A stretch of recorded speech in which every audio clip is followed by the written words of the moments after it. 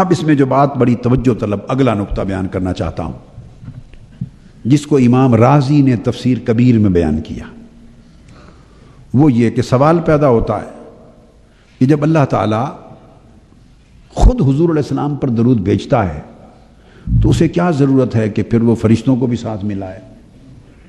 کیا اس کا اپنا درود کافی نہیں ہے؟ کیا اس کا اپنا درود بھیجنا کافی نہیں ہے؟ فرشتوں کو کیوں ملاتا ہے؟ میری بات سمجھیں؟ تو حضور علیہ السلام کو بھی اللہ ہی کا درود کافی ہے۔ آقا ہمارے درود کے بھی کسی کے درود کے محتاج نہیں۔ جن پر درود ہر وقت مولا بھیجتا ہے انہیں کسی اور کی کیا محتاجی ہے؟ تو پھر فرشتوں کو ساتھ کیوں ملایا؟ تاکہ فرشتوں کو شرف ملے، تاکہ فرشتوں کو عزت ملے۔ فرشتوں کو جب اللہ حضور پر درود بھیجتا ہے تو حضور کو عزت ملتی ہے، جب فرشتے اور مخلوقات حضور پر درود بھیجتے ہیں تو اس سے حضور کو نہیں، درود بھیجنے والوں کو عزت ملتی ہے۔ ہم محتاج ہیں عزت کے، ہمارے درود سے حضور کی شان بلند نہیں ہوتی، درود بھیجنے سے ہماری شان بلند ہوتی ہے۔ حدیث میں آئے گا، اس لیے تو آقا نے فرمایا جو مجھ پر ایک بار درود بھیجتا ہے اللہ تعالیٰ اس کے 10 درجات بلند کرتا ہے۔ کسی ایک حدیث میں بھی آقا نے نہیں فرمایا میری نظر سے عمر بھر، پوری زندگی، آج کے دن تک جتنا مطالعہ میں نے کیا اور جتنے کتب کی ورق گردانی کی اور جو کچھ ذخیرہ حدیث اور ذخیرہ علم آج تک میں نے زندگی میں پڑھا، ایک حدیث بھی ایسی میری نظر سے نہیں گزری جس میں آقا نے فرمایا ہو کہ تمہارے درود پڑھنے سے میری عزت اور شان بلند ہوتی ہے، میرے درجات بلند ہوتے ہیں۔ یہ بات توجہ طلب ہے کہ تمہارے کثرت سے درود بھیجا کرو میرے اوپر کہ تمہارے درود بھیجنے سے میری شان اور میرے درجات بلند ہوتے ہیں۔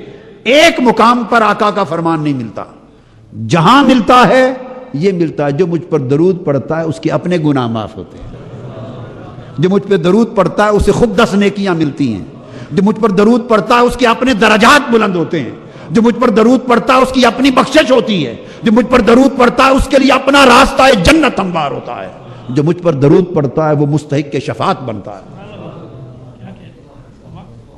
آپ سمجھے بات؟ جو مجھ پہ زیادہ درود پڑتا ہے قیامت کے دن اس کو اتنی میری قربت نصیب ہوگی۔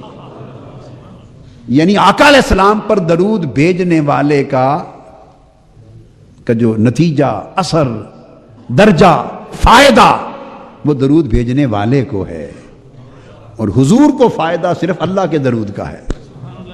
اللہ کا درود حضور کو ہر ایک کے درود سے بے نیاز کر دیتا ہے، بس ختم، بے نیاز کر دیتا ہے۔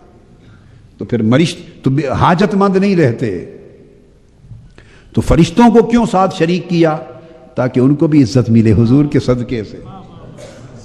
جتنی بار حضور کا نام جپیں گے اور حضور کے لیے دعا کریں گے، بلندی درجات کی، اللہ کی رحمت طلبی کریں گے آقا کے لیے، جتنی بار درود بھیجیں گے تو فرشتوں کو بھی درجات کی بلندی ہوتی ہے، ان کو عزت ملتی ہے، تکریم ملتی ہے۔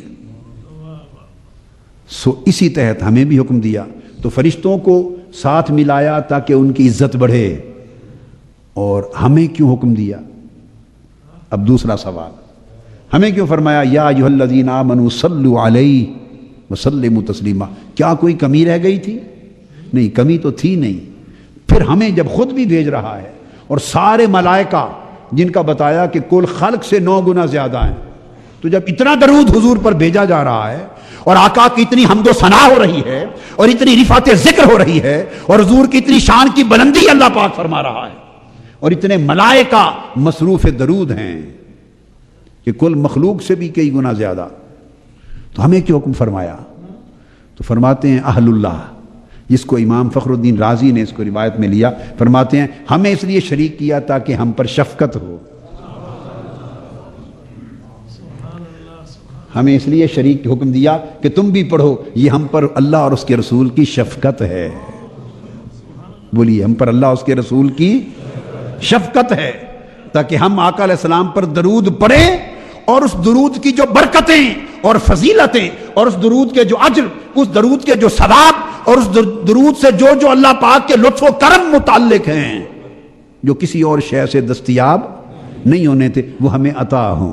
تو درود ہمیں اس لیے پڑھنے کا حکم دیا کہ ہماری بخشش و شفاعت کا بہانہ بنایا، ہماری بخشش و شفاعت کا بہانہ بنایا، ہم پر کرم کیا،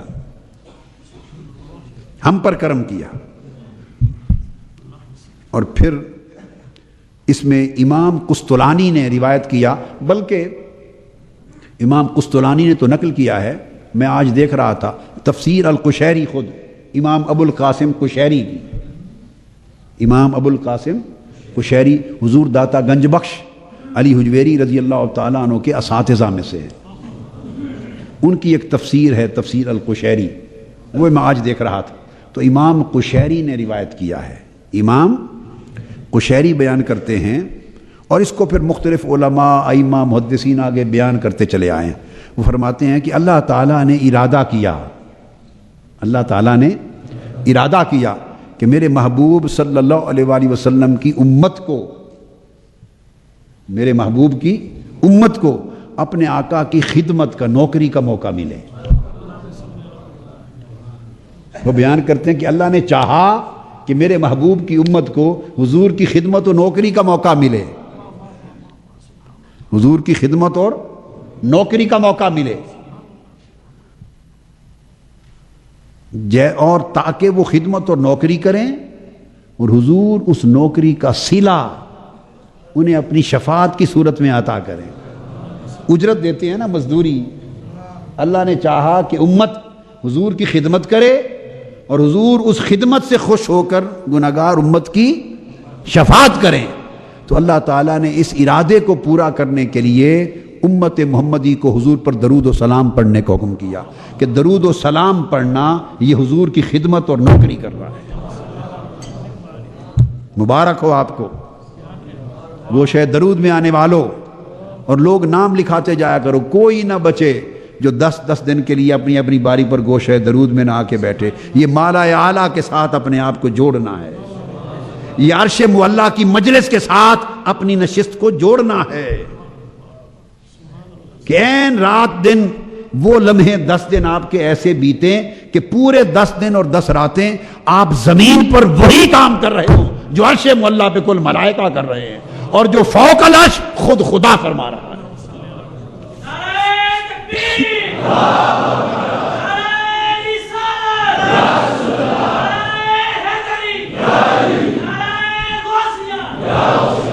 یہ 10 دن کی حضور کی خاص نوکری ہے، ید و خدمت، یہ 10 دن کی آقا علیہ السلام کی خاص خدمت ہے کہ آقا علیہ السلام کی خدمت کا حصہ نصیب ہو انہیں، شرف نصیب ہو انہیں، تاکہ اس خدمت اور نوکری کے صلے میں آقا ان کو بدلہ دیں، اور بدلہ شفاعت کی صورت میں دیں۔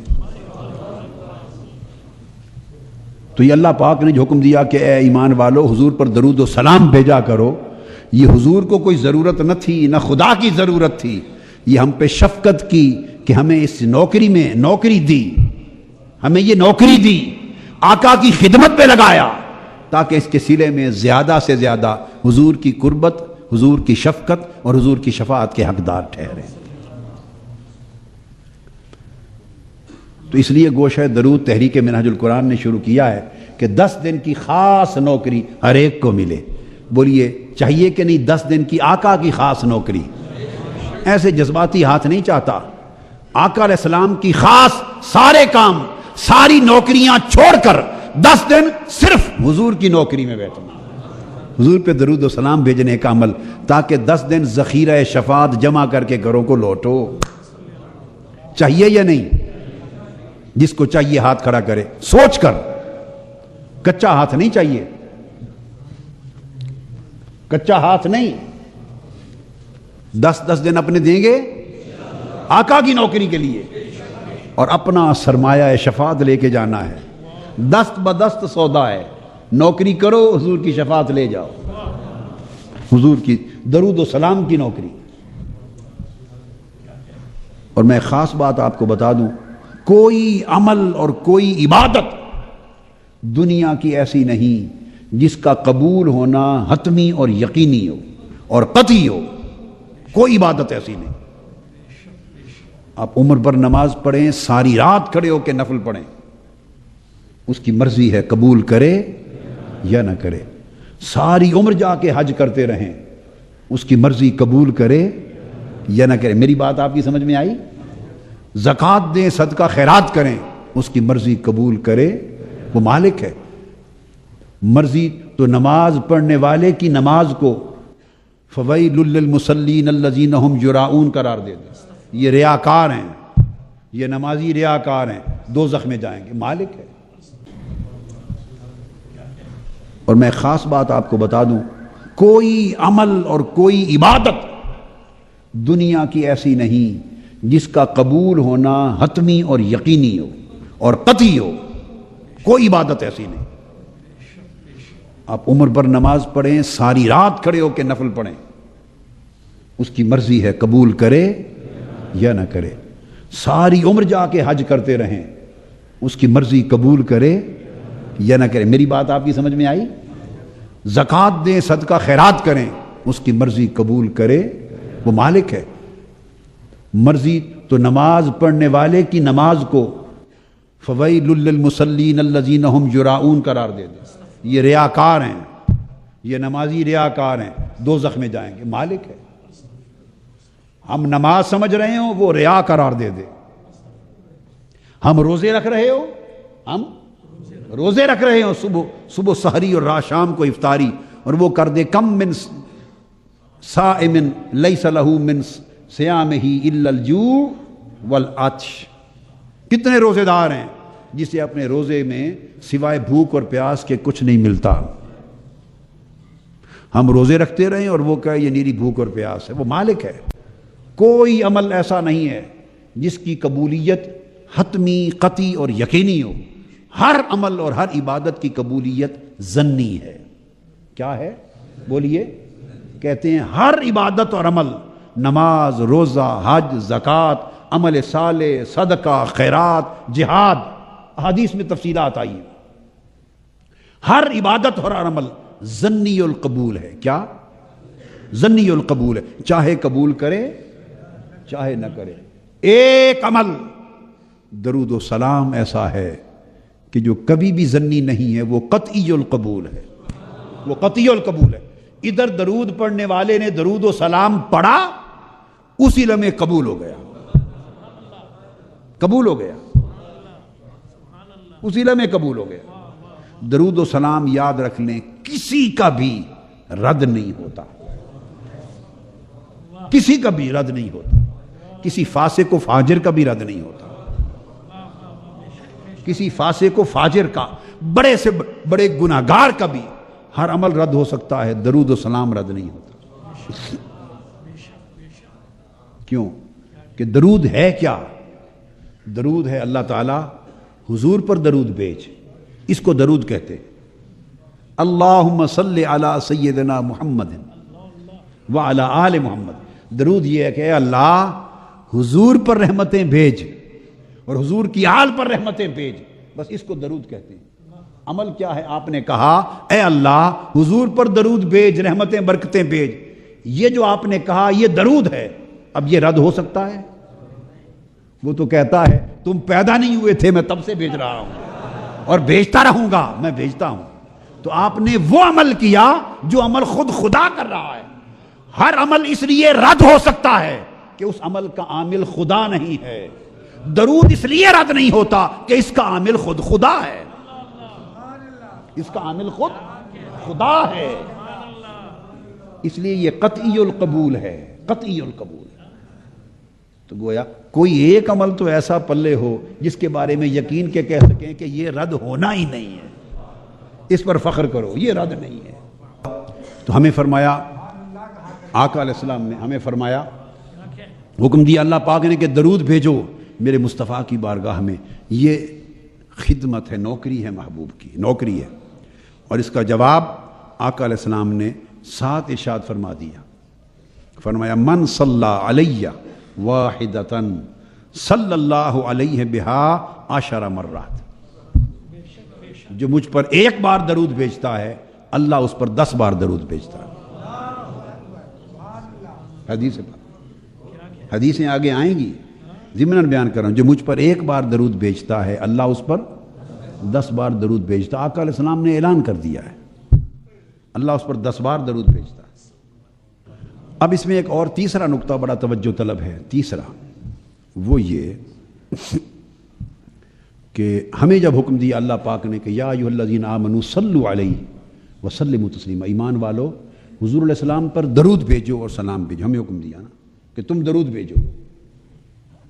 جب یہ حکم دیا جائے کہ درود بھیجو، جب اس نے حکم دیا کہ میری عبادت کرو، میری عبادت کرو، میری نماز پڑھو، تو آپ کھڑے ہوتے ہیں اور آپ نماز میں الحمدللہ پڑھتے ہیں اور کہتے ہیں ایاک نعبد و ایاک نستعین، اے اللہ ہم تیری عبادت کرتے ہیں، ہم تیری ہی، بولیے کیا کہتے ہیں، ہم تیری ہی عبادت کرتے ہیں.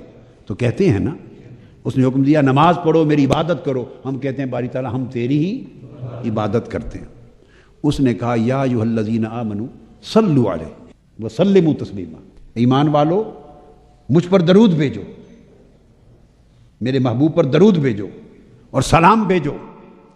جب یہ حکم دیا تو ہمارے اوپر درود واجب ہو گیا، فرض ہو گیا. اب چاہیے تھا کہ ہم بھی جواب میں یوں کہتے کہ یا رسول اللہ ہم آپ پر درود بھیجتے ہیں. طریقہ یہی ہے نا، ہمیں حکم دیا تھا نا، ہمیں حکم دیا کہ تم درود بھیجو. بات سنو، فرمایا ان اللہ و ملائکتہ یصلون علی النبی، اللہ نبی پر درود بھیجتا ہے، جیسے اس کی شان ہے، جیسے اس کا منشا ہے وہ بھیجتا ہے. اور فرشتے بھی بھیجتے ہیں جیسے ان کو اللہ نے توفیق دے رکھی ہے. اب ان 2 درودوں کے بعد حکم دیا یا ایھا الذین آمنوا صلوا علیہ، ایمان والو تم بھی حضور پر درود بھیجو اور سلام بھیجو. اب چاہیے تھا، ہمیں حکم ہے نا کہ ہم بھیجیں، تو چاہیے تھا کہ اب درود یہ ہوتا کہ یا رسول اللہ ہم آپ پر درود بھیجتے ہیں. انا نصلی علیک یا نبی اللہ، نحن نصلی علیک یا رسول اللہ.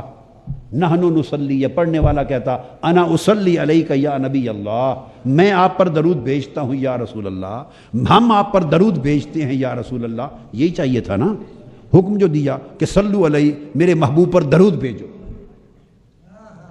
آ گیا حکم. اب درود کیا ہے؟ جو درود سکھایا گیا، درود کیا ہے؟ درود ہے اس نے کہا میں تو بھیجتا ہوں محبوب پر، فرشتے بھی بھیجتے ہیں، اب ایمان والو تم بھیجو میرے حبیب پر. تو ایمان والوں نے اللہ اور اللہ کے رسول کا سکھایا ہوا درود بھیجا. اور وہ درود کیا پڑھا؟ ایمان والوں نے اب درود بھیجا، کہا اللہم صلی علی سیدنا محمد. جب درود بھیجا ہم نے تو ہم نے کہا باری تعالیٰ تو درود بھیج حضور پر. اس نے کہا تم بھیجو، اور ہم نے درود بھیجا. کیسے؟ ہم نے کہا باری تعالیٰ تو درود بھیج. کبھی ادھر دھیان گیا اس نقطے پر؟ ہیں یہ کیا ماجرا ہے؟ وہ تو خود بھیجتا ہے، فرشتے بھی بھیجتے ہیں. اب اس نے ہمیں حکم دیا تھا کہ ایمان والو صلو علیہ تم بھی بھیجو.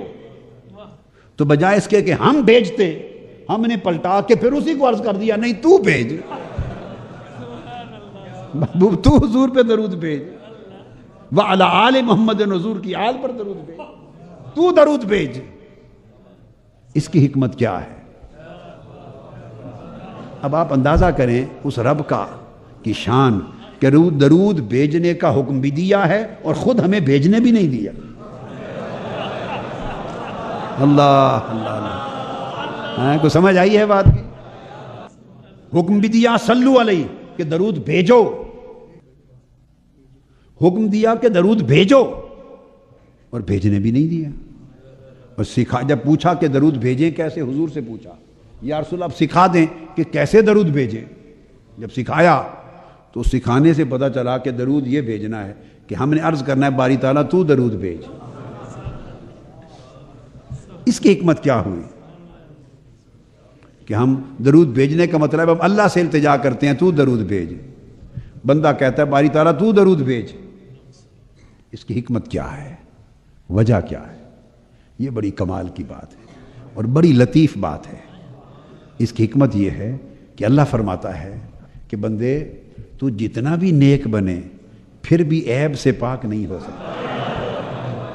تو جتنا بھی صالح ہو پھر بھی گناہ سے پاک نہیں، تو جتنا بھی اعلیٰ ہو پھر بھی نقص سے کمزوری سے پاک نہیں۔ اور میرا محبوب طاہر و مطہر ہے، میرا محبوب طاہر و مطہر ہے، اور درود بھی طاہر و مطہر ہے۔ اگر تو کہے انا اصلی علیک یا رسول اللہ، نحن نصلی علیک یا نبی اللہ، حضور میں آپ پر درود بھیجتا ہوں، ہم آپ پر درود بھیجتے ہیں، تو آپ ہیں کون یہ کہنے والے کہ ہم آپ پر درود بھیجتے ہیں، میں آپ پر درود بھیجتا ہوں؟ اللہ نے کہا کہ درود بھیجو، اور بھیجو یوں کہ مجھے کہو کہ میں بھیجوں، پڑھوں گا پھر بھی میں، مگر تمہارا بن جائے گا۔